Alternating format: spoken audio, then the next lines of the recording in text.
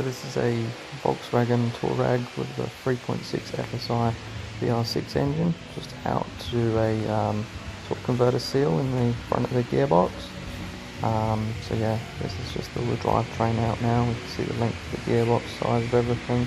We've got to split the two, split the engine and the gearbox, and get in there, get the torque converter out to replace the seal.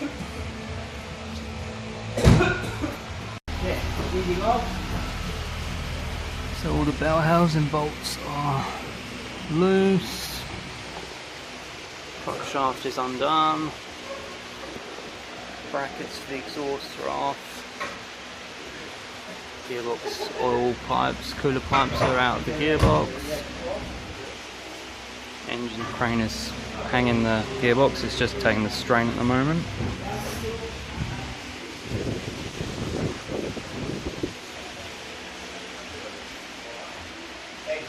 Try and do it with leaving the exhaust in place. We might have to move the cross member. Just got the breathers and stuff unclipped from the water rail across the back. So yeah, ready to pull it off.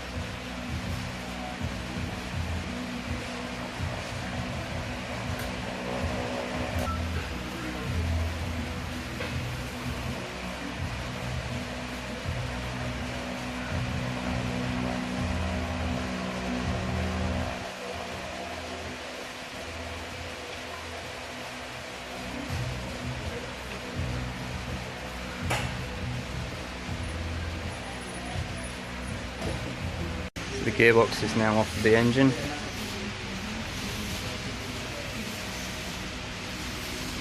Camera died in the middle of me filming removals, but it came off very easily really, so we managed to leave all the exhausts and the drive shaft in place. So yeah, we're now just going to pull this torque converter out. So as we can see, it is wet inside the bell housing. This is just under the torque converter we're looking now. It's a bit difficult to show it, but there is ATF. But you can just see the red tint of there, so we'll pull this torque converter out and inspect further. So old seal looks a little bit flat and worn, etc. I'll pull it out and make sure there's no cuts or nicks in the seal itself. But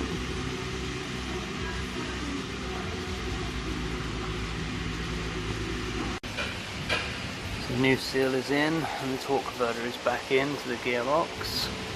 Nothing obvious on the old seal. Pulled it out with a screw, as you can see, drilled a hole, put a screw in it, levered the screw out, keeps it relatively intact. Nothing obvious.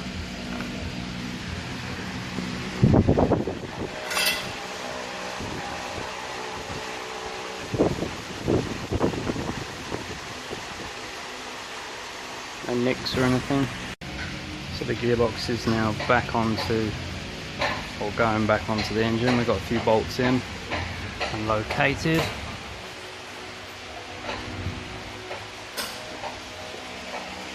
Means we can undo this ratchet strap which was keeping the engine upright, so we'll undo this guy. It'll just mean that we can hinge the engine back again and allow it to sit back down on the stands. Didn't have to disturb the exhaust as mentioned before. These flexes were able to allow us to get the cross member out. So we'll just get this button back up. Obviously the first thing we do as soon as the two items meet is we will check in through, try and get our hand up in through where the torque converter is, and just make sure as I'm turning there that the torque converter is free, because we don't want the engine and the back of the crank, say, and the nose of the torque converter binding, or a counterweight on the torque converter binding on the back of the flex plate, because obviously we then won't be able to turn the engine and we might cause damage to the torque converter. But we made sure when installing the torque converter that it was in the correct depth anyway, so all built back up, so ready to go back in the car. And the issue is we now have to drill, snap the bolt out. So here's the subframe bolt. We've got a new one here on the left, and then on the right is the one that we found to snap in the chassis. Could not get it undone, so it had to drill the whole section out. Someone's basically cross-threaded. You could see the bolt was over to one side in the threads. Drilled the guts out of it.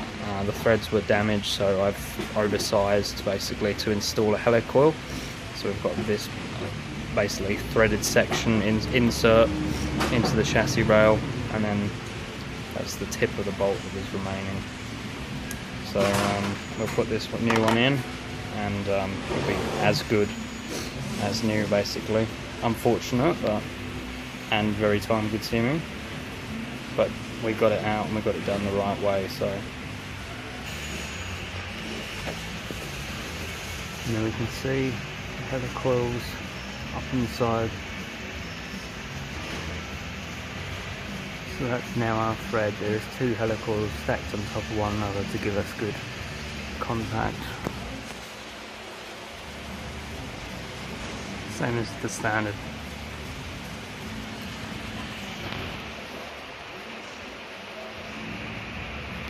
Standard depth of thread, so happy with the repair, and we'll put the engine back in now.